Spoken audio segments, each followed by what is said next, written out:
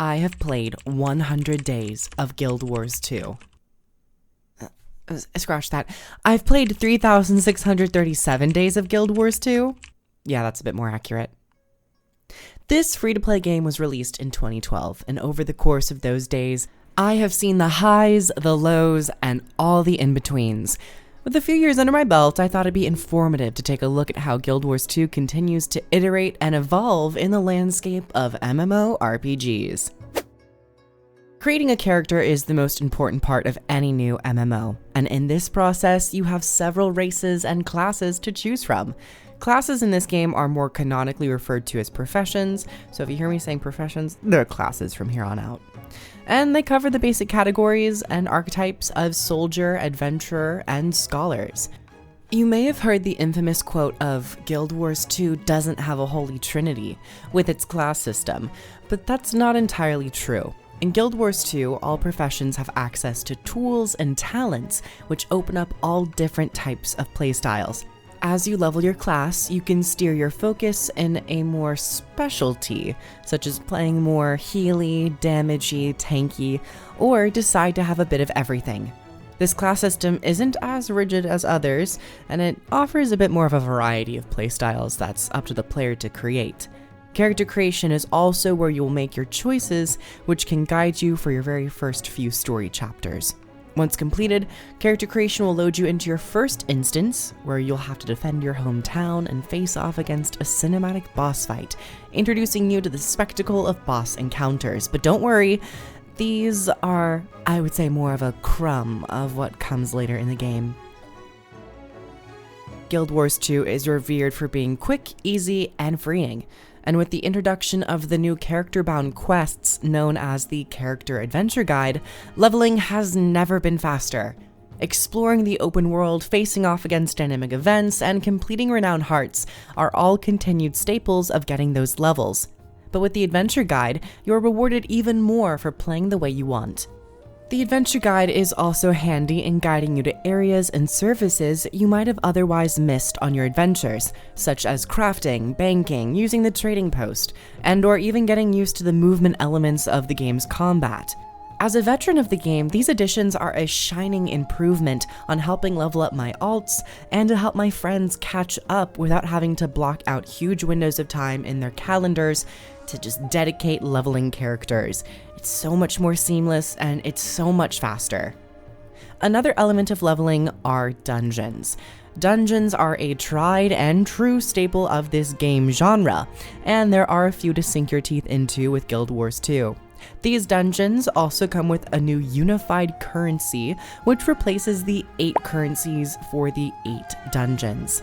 Such a change has made it even easier for players to play dungeons to collect gear and rewards without having to farm a specific dungeon for one specific currency. It's all homogenized and much more player-friendly. One thing about instance content that is different is how the LFG works. At the time of filming, the LFG is more of a bulletin board of groups that you can advertise or choose from. There's no structured LFG matchmaking / auto matchup system. As a fan of and lover of instance content, having a bit more automatic feature and an automatic grouping system, that would most definitely be at the top of my wish list. But still, use the LFG to your group's advantage. Use the resources that you have around you. Guild Wars 2 was initially critiqued for having a lack of endgame content back in 2012. Now, with many years since the release, once you hit max level, you can continue on your story adventures in Tyria. This game is very story-driven, and following along the main story path will more naturally guide you to endgame content and gear structures. After the personal story, you may choose to play the seasonal stories and the expansion packs. These types of content do need to be purchased, aside from Season 1, which is free. Heart of Thorns is the very first expansion, which was released in 2015, and for it being the first, Heart of Thorns continues to be one of the most replayed expansions. This expansion was focused around bringing players together to face off against map-wide events known as metas, which expand a map's story and ends with a monumental boss fight. These meta events are some of the most intricate, cinematic, and community-driven open-world experiences you will find in any MMO. I remember my first days of this expansion and feeling nothing but an overwhelming sense of awe and amazement, and to this day, I still go back to this expansion to play these event chains. The second expansion took a bit of a different direction from the first, and focused on open-world exploration and smaller group events known as bounties. The zones in Path of Fire are less deadly than that of Heart of Thorns, making it more comfortable for solo players who may be new to this game or maybe even MMOs entirely.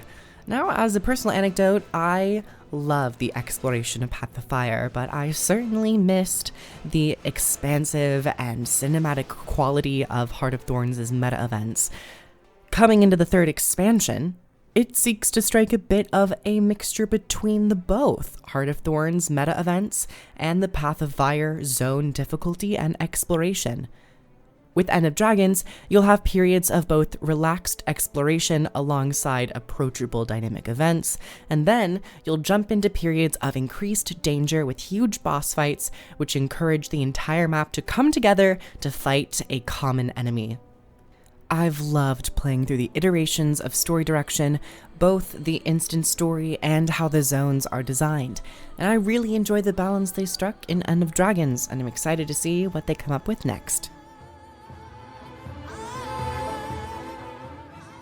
Originally, dungeons were the only form of instance content available in Guild Wars 2, but now there's a plethora of instance-based content where players form up to tackle intricate boss fights. The three major forms are fractals, raids, and strike missions. If you're a dungeon lover and gravitate towards smaller groups, fractals are the perfect type of content. These fractals are essentially max-level dungeons, which range from Tier 1 to Tier 4. Tier 1 is the beginner tier, where players fight through the multitude of dungeons, and as you climb in tiers, the dungeons become inflicted with instabilities, applying new rules, buffs, and debuffs to the previously easier dungeons. Players will also procure stronger gear to withstand the higher difficulty as you climb the higher tiers of fractals. Most MMO players come to expect this type of larger group endgame content, and in Heart of Thorns, raids were added. These instances throw dangerous bosses and traps at a group of 10 players as they progress through large maps. Raids in Guild Wars 2 require a high level of class proficiency and group coordination to complete. Such instances are some of the game's best, but have slowed down in production for another form of 10-player group content. The newest form of instance content takes the quality of raid boss mechanics, but packages them in a faster and more accessible, bite-sized bundle. These are strike missions. Strike missions are single boss encounters and have been a major hit for the community. I've played and trained many newer players and veterans alike in strike missions, and this style of content is currently the most consistent form of 10-player group content. It's same star quality boss encounter design, with being a little bit more approachable and faster to group up for. Now, for those looking for a more spicy game mode when you take out aggression and maybe even healing on others, you can head into the Mists to fight it out in PvP game modes. Structured PvP has 2 teams of 5 facing off to capture points, kill enemies, and complete side objectives. This is your standard smaller team PvP setup. And then World vs. World. This is where and for the players who are looking to be a part of a larger siege against castles and keeps. You can head into the Mists in the World vs. World game mode, where 3 teams of hundreds of players battle it out for territory and supply. And to note, these 2 game modes have been more recently balanced uniquely within the vacuums of structured PvP and within the vacuum of World vs. World. Some abilities make sense in one game mode and some abilities do not. So that has been a major positive change in the balance philosophy. Now, I'm not gonna lie to you, PvP is not really my area of expertise anymore. I went through long stretches of time where I was going hard. I was fighting for my life in those mists. And trust me, I was fighting for my life out there. But I've moved on, I've evolved as a person, and I tend to mostly stick with PvE style content.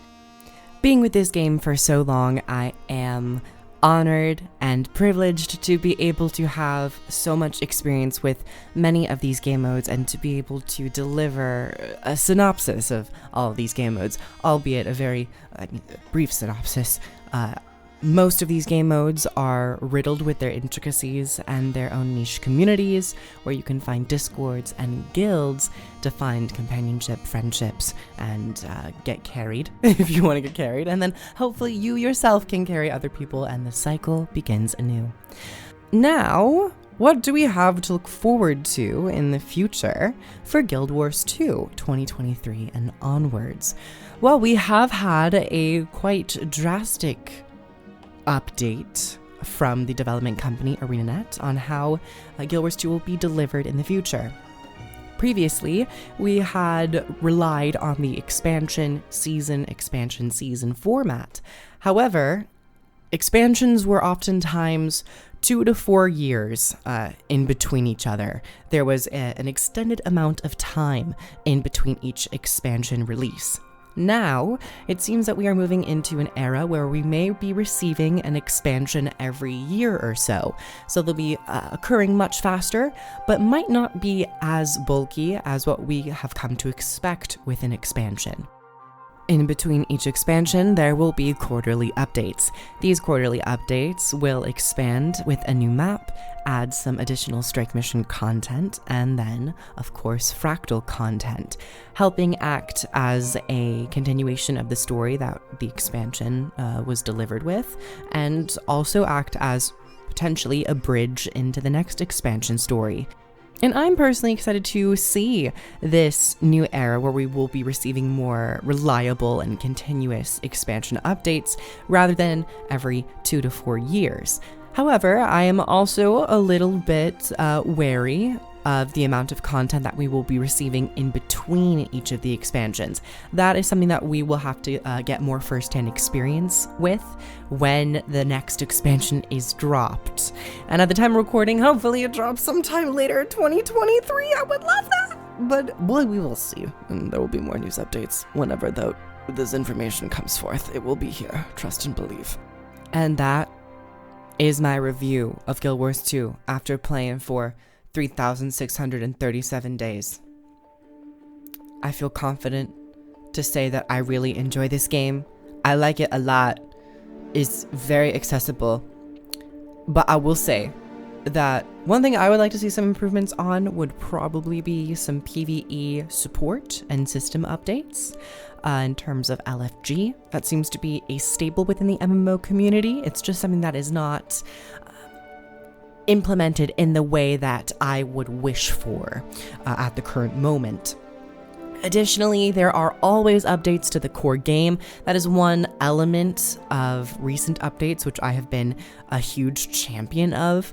Oftentimes, with live service games, it can become a cycle of always adding on top of the other. So just more and more and more. And very rarely do we experience a game going back and tending to older design, older events, older boss fights, adding new systems to keep the older maps as fresh as the newer ones.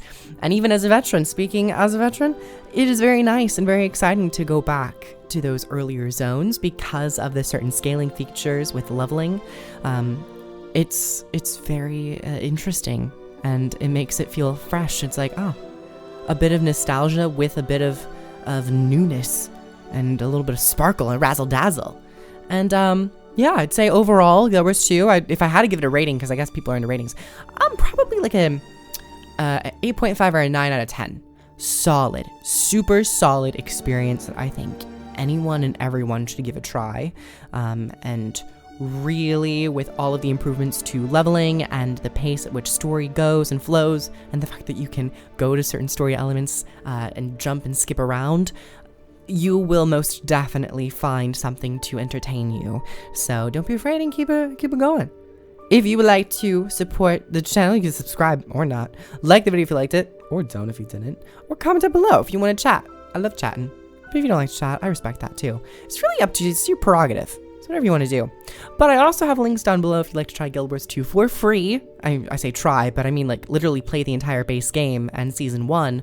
And if you're interested in purchasing the expansions, feel free to go down and use my links below. I will also be streaming over on Twitch every once in a while. Thanks for coming on by. I'm going to go play another 100 hours of Guild Wars 2 and maybe even another MMO. 100 days. 100 weeks. 100 years. I would love to live that long. Okay. Bye, everyone.